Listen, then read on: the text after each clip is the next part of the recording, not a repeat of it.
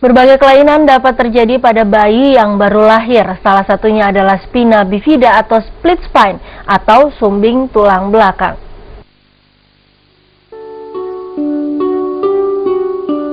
Spina bifida adalah celah pada tulang belakang karena ada ruas-ruas tulang belakang yang gagal menyatu sejak proses awal kehamilan. Tidak tertutupnya secara sempurna tabung saraf embrionik, lazim disebut cacat pembuluh saraf atau neural tube defect. Kondisi ini mengakibatkan cacat bawaan berupa tungkai pengkor hingga kelumpuhan kaki, kehilangan kontrol buang air kecil dan buang air besar, hingga gangguan tumbuh kembang lainnya. Terkadang spina bifida juga menyebabkan kelambatan berjalan pada anak. Spina bifida biasanya juga disertai burut otak atau encephalocele. Tapi yang paling serius pada penderita spina bifida adalah kecacatan kaki dan gangguan buang air. Tindakan medis bisa dilakukan operasi tungkai yang pengkor, koreksi urologi untuk mengompol, dan kemungkinan operasi mengecilkan benjolan di pinggang. Salah satu penyebab terjadinya spina bifida adalah kurangnya asupan asam folat pada wanita hamil. Tingkat kejadian spina bifida dapat ditekan sampai 75% jika kaum ibu rajin mengkonsumsi asam folat sebelum terjadinya pembuahan.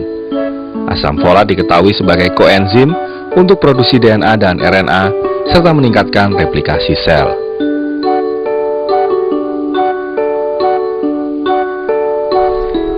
Spina bifida atau sumbing tulang belakang, kita akan membahas lebih lanjut mengenai penyakit ini dalam dialog khas Jurnal Pagi Jatim. Dan untuk itu saat ini di studio Metro TV Jawa Timur telah hadir Dr. Wihasto Suryaning Tias SPBS selaku ahli bedah syaraf dari FK UNER. Dr. Wihasto, selamat pagi. Selamat pagi, Mbak. Dan kami juga mengundang Anda pemirsa untuk ikut bergabung dalam dialog ini di nomor telepon 0315613369. Kita berbincang terlebih dahulu. Dr. Wihasto, spina bifida mungkin secara umum orang sering melihat, tapi mungkin orang tidak familiar dengan istilah ini. Mungkin bisa dijelaskan kembali sebenarnya seperti apa spina bifida itu?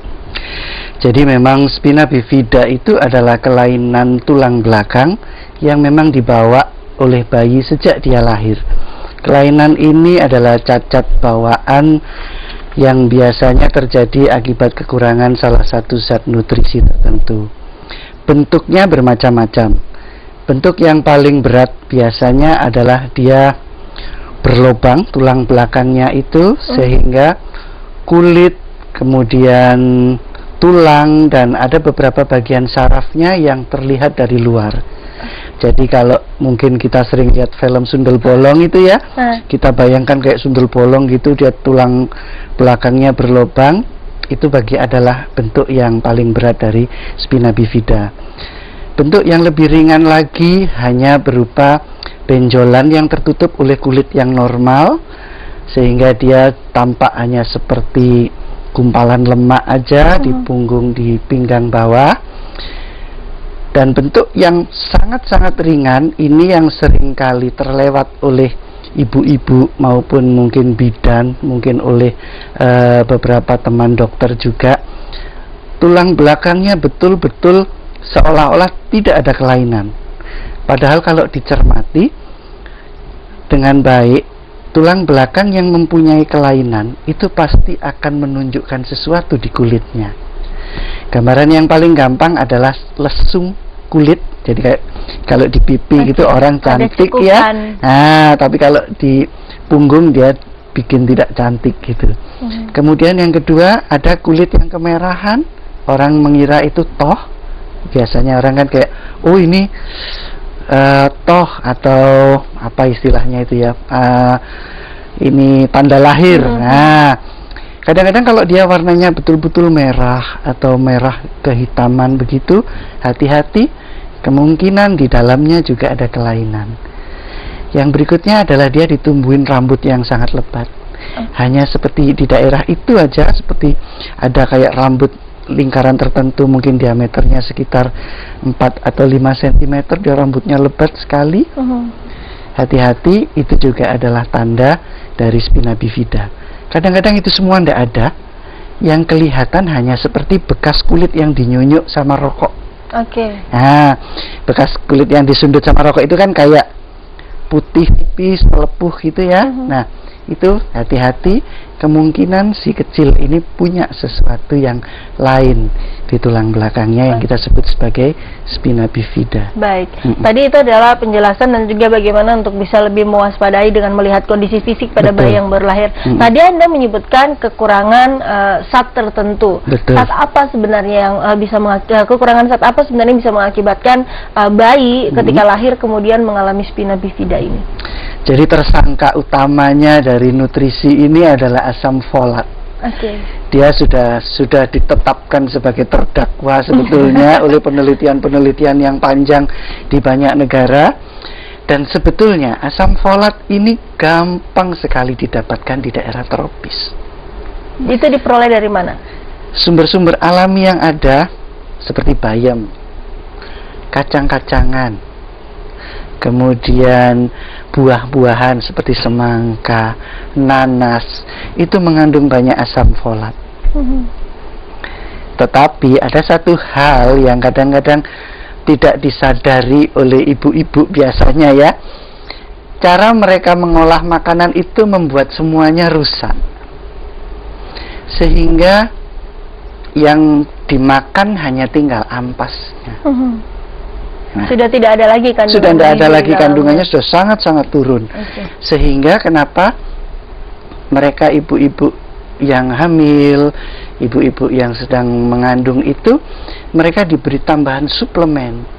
Karena memang mereka dari makanannya tidak cukup untuk memenuhi kebutuhan asam folatnya sendiri. Karena kekurangan asam folat itu terdakwa utamanya. Tapi ada tidak penyebab-penyebab lainnya? Mungkinkah ini karena mungkin faktor genetik misalnya? Yes, bisa. Faktor genetik bisa terjadi. Tapi hanya sekitar 4% dari keseluruhan kasus. Jadi kalau ada kasus spina bifida 100 orang, hanya 4% yang sebetulnya dia bukan karena faktor makanan, tapi karena faktor genetik. 96% masih makanan. Baik, Dr. Wihasto, tadi kita sudah membahas mengenai spina bifida dan juga klasifikasinya, mulai dari yang paling ringan sampai yang kemudian bentuk-bentuk yang bisa terlihat sangat jelas di fisik seorang bayi seperti itu. Kita akan membahas kemudian proses penanganannya seperti apa, tapi di segmen berikutnya kita jeda terlebih dahulu. Dan pemirsa, kami kembali mengundang Anda untuk ikut bergabung dalam dialog ini di nomor telepon 0315613369. Kita masih akan memperbincangkan mengenai spina bifida, sumbing tulang belakang.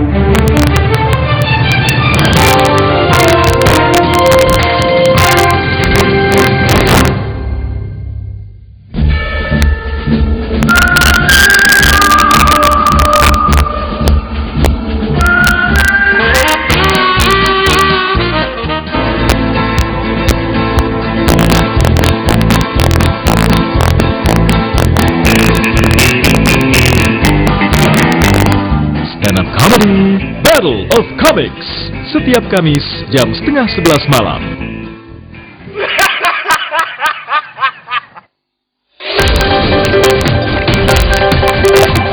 Jadilah bagian dari dunia informasi.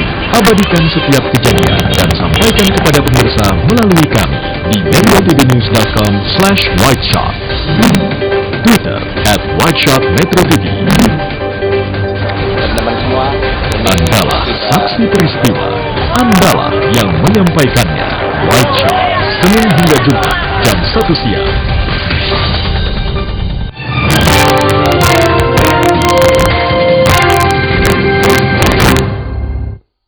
Anda masih bersama kami pemirsa dalam perbincangan khas Jurnal Pagi Jatim. Kami juga masih mengundang Anda untuk ikut berdialog dalam perbincangan kita pada pagi hari ini. Dan pagi ini kita mengangkat tema mengenai spina bifida, sumbing tulang belakang bersama Dr. Wihasto Suryaningtyas SPBS, ahli bedah syaraf dari FK UNER. saya kembali ke Anda, Dr. Wihasto. Ya. Tadi kita sudah membahas, ada yang terlihat secara fisik sangat jelas. Betul. Karena adanya lubang di bagian belakang punggung. Betul. Dan juga ada juga benjolan tertentu, tapi ada yang nyaris tidak terlihat kalau tidak aware seperti itu. Betul. Kita mulai dari yang paling ringan. Untuk yang ketika dia masih dalam bentuk-bentuk yang sangat ringan, cuma ditumbuhi rambut atau tadi seperti toh atau tanda lahir, Betul. atau ada cekungan seperti lusung pipi di Betul. situ. Langkah-langkah apa kemudian yang harus dilakukan oleh orang tua ketika mereka menemukan adanya gejala-gejala tersebut pada bayi mereka? Yang paling gampang adalah datang ke dokter anak, karena biasanya dokter anak mereka pinter-pinter untuk mendiagnosis kelainan-kelainan ini. Mereka akan melakukan pemeriksaan, baik itu pemeriksaan yang berupa pemeriksaan fisik, pemeriksaan kaki, kencingnya, ya kan.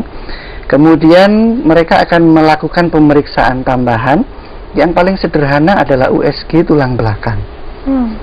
Jadi tidak menyakitkan pada si anak, tidak invasif, anaknya tidak harus dibius dan segala macam, tapi dia mendapatkan hasil pemeriksaan yang lebih akurat dibandingkan dengan pemeriksaan fisik. Dari situ nanti akan kelihatan, dari USG akan kelihatan apakah ada betul terbukti ada sumbing celah belakang yang tersembunyi istilahnya, karena dia tidak kelihatan, tersembunyi di bawah. Kalau dengan USG kemudian ada kecurigaan ke arah sana, USG ini terus terang memang akurasinya kemudian untuk memperlihatkan strukturnya secara bagus itu tidak sebagus pemeriksaan yang lain seperti MRI. Maka kalau memang terbukti dengan USG ada sesuatu, maka dilanjutkan dengan pemeriksaan MRI. Oke. Gitu. Ada pemeriksaan MRI, ya di situ bentuk proses pemeriksaannya seperti apa? Hanya lalu seperti penanganan foto. akhirnya? Oke. Ya, jadi seperti foto, begitu kita ketahuan sudah, oh ya, si anak ini ada kelainan. Nah, maka tujuan dari penanganan kita adalah dua. Kalau kena kelainan itu memang kita duga suatu saat akan menyebabkan dia gangguan kencing, gangguan gerakan tangan dan kaki, maka kita akan sarankan tindakan operatif. Tapi kalau kelainannya sangat ringan, artinya tidak semua kelainan itu bahwa oh kalau ketemu begini harus dioperasi. Tidak. Kita bisa tunggu, kita bisa observasi, ya kan? Selama masa observasi itu maka si anak harus kontrol rutin ke dokter supaya tidak kecolongan. Gitu. Baik, itu kalau untuk yang ringan. Kalau untuk yang berat, yang sampai lubang atau sampai timbul benjolan di belakangnya, seperti apa penanganan? Betul. Kalau yang untuk yang ada benjolan di belakang, maka penanganannya pasti operatif. Dan itu pasti spina bifida? Pasti spina bifida, 95% spina bifida. 5%-nya? 5% hanya kelainan lemak aja. Oke. Tapi biasanya jarang kan, 5% aja dia hanya lemak, tidak mengikutkan ada kelainan sumbing dari tulang belakangnya. Nah, yang 5% ini bisa kita exclude, bisa kita keluarkan, tapi 95% biasanya spina bifida. Pemeriksaannya sama, kalau sudah kita ketahuan itu kita nggak perlu USG lagi, kita langsung kerjakan MRI untuk lihat struktur sarafnya dan di mana lokasi lubangnya sehingga kita bisa kerjakan sesuatu. Kemudian kita lakukan tindakan operasi. Tindakan operasi tujuannya ada dua. Satu kosmetik. Oke. Ya. Kalau lubang. Karena lubang dan ada benjolan. Ya. Yang kedua adalah mempertahankan fungsi-fungsi saraf yang masih berfungsi dengan baik supaya dia tidak menurun, tidak makin jelek fungsi sarafnya. Itu. Jadi itu dua tujuan utama dari tindakan kita. Baik, itu untuk kemudian untuk penanganan penyakitnya sendiri ini mungkin nggak ketika misalnya di awal dia hanya bentuk cekungan atau tidak sampai lubang ataupun benjol, tapi kemudian sering berjalan waktu malah akhirnya mengarah ke benjolan tersebut atau lubang tersebut. Biasanya kalau tidak ada sesuatu dia akan begitu terus. Kalau dia sudah ada benjolan, dia akan ada benjolan itu. Karena penyakit ini memang tidak seperti tumor yang dia kayak tumbuh makin besar begitu. Kalau pada yang benjolan dia tumbuh besarnya seiring dengan proporsi badan. Karena benjolan itu biasanya isinya satu lemak, yang kedua cairan. Otomatis kalau si anak makin gemuk, ada tumpukan lemak di tempat lain, maka benjolannya juga akan makin gemuk. Karena dia adalah lemak. Tapi disebutkan juga bahwa spina bifida ini membuat ada kelainan terutama saat buang air kecil, atau bahkan bisa mengakibatkan kelainan pada kaki. Ini kondisinya kenapa bisa seperti ini? Betul. Jadi memang spina bifida ini karena mengenai bagian punggung yang di bawah, sementara pengendali saraf-saraf kaki dan kencing itu kebetulan diciptakan Tuhan ada di ujung sumsum tulang belakang kita. Nah, ujung sumsum tulang belakang kita inilah yang paling sering terkena efeknya oleh spina bifida. Karena di situ ada tali yang menambat dia, sehingga sumsum itu akan seolah-olah tertarik, sehingga dia akan mengalami gangguan. Itu. Kapan sebenarnya umur paling tepat untuk kemudian seorang anak atau seorang bayi ketika pertama kali ketahui mengalami spina bifida ini untuk mendapatkan penanganan lebih lanjut? Kalau misalnya sudah ketahuannya saat sudah besar, sudah di atas 5 tahun misalnya, bagaimana? Jadi begini, saat terbaik untuk mereka yang lobang ya, yang itunya lobang, itu adalah 2 kali 24 jam pertama setelah dia dilahirkan. Jadi makanya seorang dokter obstin, begitu dia dengan USG menemukan, saya kok curiga ini ada kelainan tulang belakang, maka dia harus sudah menyiapkan dokter anaknya untuk mengontak kita. Saya punya bayi dengan kelainan seperti ini. Kalau di FK UNER di Dr. Sutomo, kita punya tim, saya dengan beberapa dokter obstin, mereka sudah aware sekali. Begitu mereka ada bayi dengan kelainan tertentu, mereka langsung telepon saya sebelum lahir. Bayinya sebelum lahir sudah terdeteksi. Dan kita sudah siapkan, dokter, bayinya lahir dengan seksio. Jadi dia pasti seksio sesar. Jadi pasti tanggal, jamnya kita sudah tahu pasti. Dari situ kita bisa jadwalkan dalam 2 kali 24 jam kita kerjakan operasi untuk penutupannya. Karena itu adalah saat paling ideal dan paling baik. Mereka yang ada di luar pusat ya, maksudnya di luar Surabaya, bisa segera begitu terdeteksi, boleh bayinya dilahirkan di sini atau langsung dikirim ke sini untuk segera dilakukan tindakan. Itu kalau yang lubang. Kalau yang benjolan atau kalau yang baru sebatas cekungan atau sebagainya itu biasanya bisa menunggu. Memang sebaiknya sih tidak lebih dari 1 bulan. Baik. Kita sapa dulu penelpon. Ada Pak Joni di Kediri yang sudah bergabung. Selamat pagi Pak Joni. Halo, selamat pagi. Silakan. Iya Pak Joni. Pagi. Pertanyaan Anda Pak. Selamat pagi Dok. Pagi Pak Joni. Begini, cucu saya berusia 16 bulan. Halo? Iya, silakan Pak Joni. Nah, berusia 16 bulan, di belakang, jadi di belakangnya itu ada tumbuh rambut di atas bagian atas, bagian bawah pinggulnya itu ada seperti flek hitam kecil gitu. Terus sampai sekarang itu badan yang sebelah kiri, jadi mulai tangan sampai kaki, itu sepertinya sulit digerakkan gitu. Kalau berjalan bisa, tapi telapak kakinya itu keluar gitu, jadi bengkok keluar.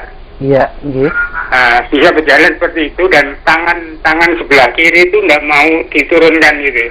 Jadi sepertinya kaku gitu lah, kaku. Apakah itu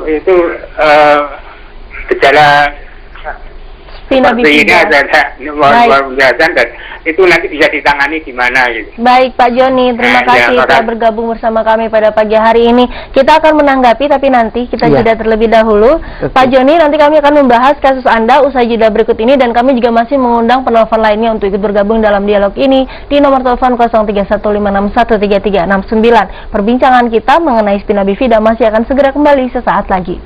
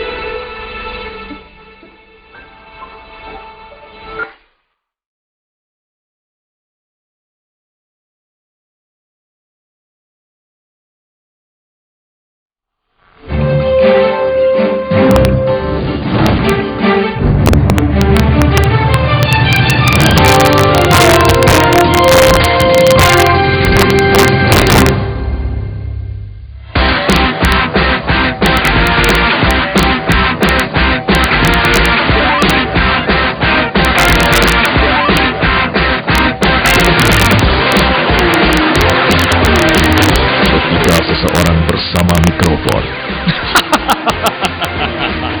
Apapun bisa terjadi. Stand Up Comedy Show setiap Kamis jam 10:30 malam. Ada yang mampu melihat, tapi tanpa makna.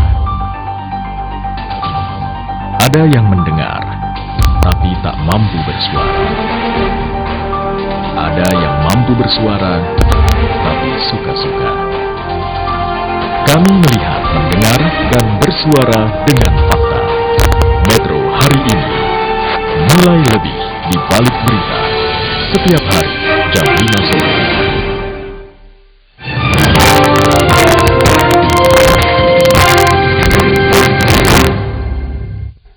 Anda masih bersama kami pemirsa di Jurnal Pagi Jatim, Dr. Wihasto. Sebelum kita menjawab pertanyaan dari Pak Joni, kita sapa lagi, ada penelpon, ada Ibu Dewi di Surabaya. Selamat pagi, Ibu. Pagi. Halo, selamat pagi, Ibu Dewi. Selamat pagi. Silakan Ibu Dewi, langsung ke pertanyaan Anda. Saya ini kan pernah jatuh sampai tulang belakang punggung gitu, pas punggung itu retak, mau patah gitu ya. Terus pernah berak darah. Terus sekarang kan udah sembuh, tapi sekarang ini kok kemeng gitu loh, kemeng, kaku, panas gitu. Yang kemeng, kaku, dan panasnya apanya? Punggung. Ya, tulang belakang gitu, semuanya kemeng gitu, kuat. Baik. Ya. Baik, Ibu Dewi. Terima kasih telah bergabung bersama kami. Kita akan membahasnya ya Ibu nanti. Kita mulai dari Pak Joni terlebih dahulu. Gejala yang diderita oleh anaknya yang berusia 16 bulan ini, apakah ini spina bifida? Kalau melihat dari keterangan yang diberikan Pak Joni, sepertinya ini bukan spina bifida, karena kelainannya mengenai tangan dan kaki, dan biasanya ini adalah kelainan yang lebih atas lagi, bukan hanya di pinggang, tapi mengenai salah satu atau sebagian dari otaknya. Oke. Ya, ada beberapa memang kelainan bawaan dari otak yang bisa menyebabkan kecacatan seperti orang stroke, ya. Jadi dia lumpuh separuh badannya. Ada beberapa kelainan pembuluh darah yang bisa menyebabkan itu. Dengan kondisi seperti itu, apa yang harus dilakukan Pak Joni untuk mendapatkan pertolongan bagi anaknya? Penanganan seperti apa yang dibutuhkan? Pertama harus kita tegakkan dulu diagnosisnya. Jadi kita harus tahu jenis kelainannya dulu. Nanti akan kita lakukan pemeriksaan-pemeriksaan yang diperlukan. Setelah itu, dari hasil pemeriksaan itu, maka kita akan tahu bagaimana cara menolong putranya Pak Joni ini. Jadi dia harus ke dokter mana, di mana? Boleh datang ke dokter anak yang kalau di Kediri ya, datang ke dokter anak yang terdekat untuk didiagnosis, atau datang aja ke kami di Rumah Sakit Dr. Sutomo di bagian bedah saraf. Silakan nanti ketemu di sana. Nanti kita akan periksa, kita akan tegakkan diagnosisnya, dan nanti akan kita arahkan kemana sebaiknya putra Pak Joni ini. Baik Pak Joni, berarti mungkin Anda bisa untuk lebih mengontrolkan anak Anda ke dokter anak setempat, atau mungkin langsung ke Dr. Sutomo seperti yang dijelaskan oleh dokter tadi, karena yang dibutuhkan oleh anak Anda adalah bentuk-bentuk penanganan yang lebih spesifik lagi ya. Betul. Harus dilakukan observasi terlebih dahulu. Dan kita lanjut ke Ibu Dewi. Apakah ciri-ciri Ibu Dewi ini juga spina bifida atau ini bukan? Bukan. Jadi spina bifida selalu dimulai sejak dia lahir. Oke.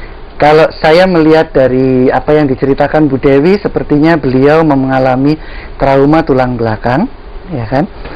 Traumanya mungkin cukup berat, dan kadang-kadang trauma ini tidak selalu dirasakan pada saat itu juga. Kadang-kadang muncul beberapa bulan, tahun kemudian. Ada baiknya mungkin Ibu Dewi datang untuk mengontrolkan tulang belakangnya, boleh ke dokter syaraf dahulu, untuk diperiksa, difoto, dironsen untuk memastikan tulang belakangnya ada sesuatu yang salah atau tidak. Baik. Baik. Spina bifida selalu terjadi sejak bayi itu lahir. Betul.